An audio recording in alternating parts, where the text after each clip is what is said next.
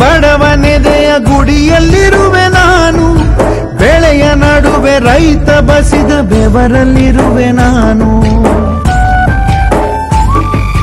ಕೆಲಸ ನಿನದೆ ಫಲವು ನಿನದೆ ಛಲದ ಒಡೆಯ ನೀನು, ಇದನ್ನು ಮರೆತು ನನಗೆ ನಮಿಸಿ ಶ್ರಮವ ಪಡುವೆ ನೀನು. ಬಿಡು ಮತಗಳ ಜಗಳ, ಇದೇ ಕೆಲಸವು ಬಹಳ, ನನ್ನ ಒಲಿಸಲು ಮರುಳ, ಇರೋ ಮಾರ್ಗವು ಸರಳ, ನನ್ನ ಸೇರ